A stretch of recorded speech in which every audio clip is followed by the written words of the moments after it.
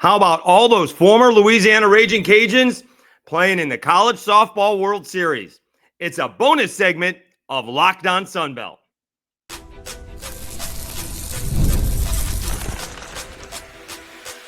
You are Locked On Sunbelt, your daily podcast on the Sunbelt Conference, part of the Locked On Podcast Network, your team every day. All right, Dave Schultz, Locked On Sunbelt, your teams every day. Quick segment here. Probably going to release it later on Friday. Probably going to have a full episodes Saturday and Sunday, and of course on Monday on the regionals, although heading out of town to celebrate Mama Schultz's 85th birthday. Today's episode brought to you by FanDuel. Right now, new customers can get $200 in bonus bets when your first $5 bet wins. Okay. So, what a shock. Cajuns fans aren't happy. I don't know why I have to respond, but something in me. All right, so there are a bunch of former Louisiana Ragin Cajuns playing in the College Softball World Series. Most of them are on Texas Tech. Former Ragin Cajuns coach Gerry Glasco took the Texas Tech job and took, I think, a handful of them with him. All right, he took Mihyia Davis, the center fielder. He took Lauren Allred, the first baseman. Alexis Langoliers with him. That's 3. He took the catcher, Vic Valdez, and pitcher Chloe Rossetto. Okay. Pretty good. All right. Now, they won the regular season. I mean, he turned Texas Tech around. At the same time, it's not exactly the Big 12 that Texas Tech was used to playing in. There is no more Texas and no more Oklahoma. So the conference is, well, it's much easier, not nearly as challenging as it had been. Okay. They also went out and got Najee candidate from Stanford, and she's making a pretty good chunk of change. Reports have it 7 figures, and good for her. Okay. Now, Cajuns fans are upset because their team, a bunch of superstars, went to Texas Tech, and that left the Cajuns out of the NCAA tournament. They did not play for a Sun Belt championship for the first time in forever. Didn't win it for the first time 2 years in a row, for the first time in a better than over a decade, and lost their series winning streak, which also lasted more than a decade. All right. It was a bad year for Cajun softball, and they blame Gerry Glasco for taking the players. All right. Then they say, well, Gerry can't win it unless they're paying the players, which is what the system is now. Okay, Ohio State won because they paid their players. Texas played in the national championship game because they were paying their players. It's not going to say that on their rings. That's not the way I feel. Good for them. This big smile on Gerry Glasgo's face, what he went through while he was with the Cajuns, unbelievable heartbreak. All right, losing a daughter. Something he's never going to get over. All right. Learn to live with it, but never going to get over it. And so good for him. The big smile on his face is happiness. All right. For me. Great to see that. I did not know he had the nickname. I thought he maybe gave it to himself, was Regional Gerry, because he couldn't get past the regionals. Now, in my book, Cajuns fans may disagree, and I may be not thinking of one, but I happen to think, and I didn't know that his nickname was Regional Gerry until after they beat LSU in the regional to get to the super regionals. We'll get back to that in a minute. Until he said that at that time. And so I happen to think in the last decade, that's the biggest win that the Cajuns have had.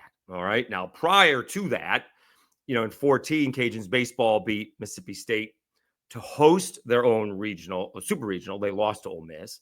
And same year, softball won the supers against Arizona, but that's much more than a decade ago. I'm going to put beating LSU in Baton Rouge ahead of beating App State at home in football for the Sun Belt Championship. Others may not. I think it is. All right. And then maybe beating Wake last year in football is probably third. But those are the 3 biggest victories for Ragin Cajuns sports that I can think of. Somewhere in there, obviously, the basketball Sun Belt Championships in there as well. And you see what happens there. We'll get to that in a second. So, they come back last year. Oh, back to LSU and the Cajuns. Cajuns beat LSU. And while they're having their press conference, they're waiting for McNeese and Oregon to finish up. And as they're having the press conference, McNeese is blowing what was a huge lead in the 7th inning. And the point being, if McNeese wins that ball game against Oregon, the Cajuns will be hosting McNeese in the Super Regional with a good shot of advancing to Oklahoma City. You can't say for sure because McNeese would have just taken care of Oregon, but you like the chances of the Cajuns taking care of McNeese at home in Lamson Park.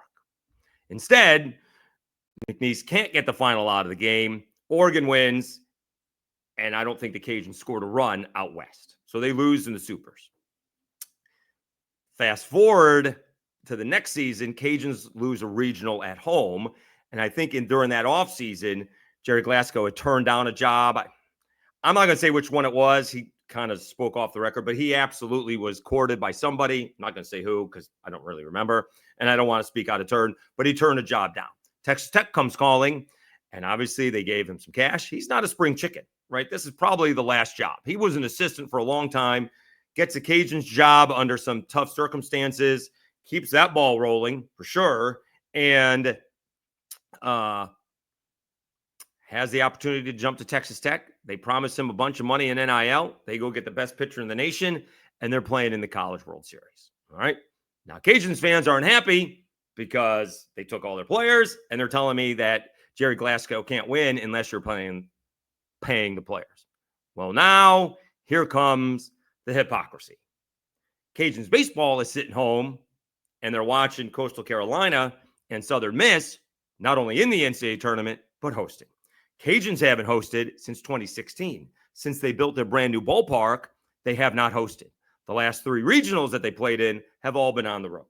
So they built a brand new palace and have not hosted a series or a regional in that since they built it. All right. And so it was pointed out by Kevin Foote in the newspaper that Coastal Carolina and Southern Miss put more towards the NIL. So now Cajuns fans are like, well, unless we put more towards the NIL in baseball, we're not going to be able to compete against Coastal Carolina and Southern Miss. Oh, so now you have to put more towards the NIL to compete with Coastal Carolina and Southern Miss. So you can't win unless you put money towards the program. See how that works? So Cajuns fans are upset that Gerry Glasco paid their players to leave, but now they realize to compete with teams in their own conference, they need to pay up, right? Basketball program bottomed out because they had no NIL money to go around. All of a sudden, they hire a new coach. They got some NIL money to go around. Interesting how that happens. Having said all that, I'm thrilled for them. And the way this could work, we didn't even bring up yet Sam Landry from Oklahoma. Very well could be, you could have, because they're on separate sides of the bracket, you could have Texas Tech playing Oklahoma for the national championship. You could absolutely have Sam Landry facing her old teammates for the national championship, which would be a classic. All right. Also, Sooner fans found I didn't even know what a short was back then. They found me posting a video of Sam Landry, which only didn't have very many when I posted it, as of February of this year. So I posted it last year in 2024, and it had a handful. In February of 2025, it had a couple of hundred. Sooner fans found it. It's now got 1,800. All right. By the end of the College World Series, it'll probably have 2,000 because Sooner fans found it. All right. It's just her talking about some, pitching. It may have been opening night in 2024. All right. But that's Sooner fans for you. So I'm thrilled for all of them. I'm thrilled for Gerry. I'm thrilled for the girls.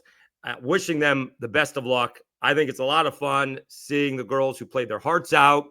They lost one game to LSU and had to beat LSU twice in Baton Rouge, and they did it. And again, in the last decade, I think that's the biggest victory for Ragin' Cajun sports. some may say the Sun Belt Championship in football, but going into LSU, going into Baton Rouge and beating LSU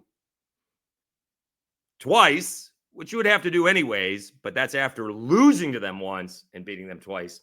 That's really impressive. So that's the biggest win in recent Ragin Cajun sports history. And I'm rooting for Texas Tech and Gerry Glasco to win the whole thing. Go get him, coach. And I don't mind saying there's probably going to be a tear shed or two if Sam Landry is pitching against her former teammates. That's going to be really, really cool watching all that, because these girls are competitors, and there will be not a lack of yapping between the players. All right. So that's going to be a lot of fun watching that. All right. Again, I'm going to have full episodes. All right. My brother's put it together. We're going for 3 nights. But we have minute by minute itineraries for this weekend. I'm sure I'm going to have episodes Saturday and Sunday, and certainly for Monday. And I will be watching as much as I can on the phone, mostly probably what's going on in Conway and in Hattiesburg. And again, these are not going to be easy regionals, but they need to win. All right. They just need to win. Do appreciate everybody coming on. Alex Dono, Locked On Canes, Brandon Olson, Locked On Gators, and Jimmy Stein, Locked On Bama, to preview the other side of things. All right. We did get the pitching. I don't think we got Coastal Carolina, but I'm going to guess that Jacob Morrison is going on Saturday. And we do know Southern Miss.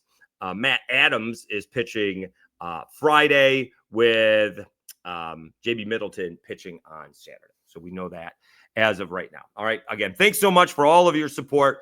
Guessing we're going to have full episodes, so be looking out for them Saturday and Sunday, recapping what goes on in the regionals. All right. Otherwise, have a great weekend, and we'll talk to you again soon. You've been watching Locked On Sunbelt, your teams every day. Today's episode is brought to you by FanDuel. The NBA playoffs are in full swing, and every night delivers highlight-worthy performances, major momentum shifts, and can't-miss moments. Whether it's a game-winning shot or a breakout player, there's never been a better time to get in on the action. FanDuel makes it easy to stay in the game before tip-off and live. With player props and performance trends, same-game parlays, fans have more ways than ever to play smart and win big. Last look, Coastal Carolina, 31-1 to win the championship. Oddly enough, Florida Gators, 31-1 to win the championship. New to FanDuel? It's the perfect time to sign up. Head to FanDuel.com and place your first $5 bet. If it wins, you'll get $200 in bonus bets. Make every moment more with FanDuel, official sports betting partner of the NBA. All right. We'll be back again on Saturday with a full episode of Locked On Sunbelt.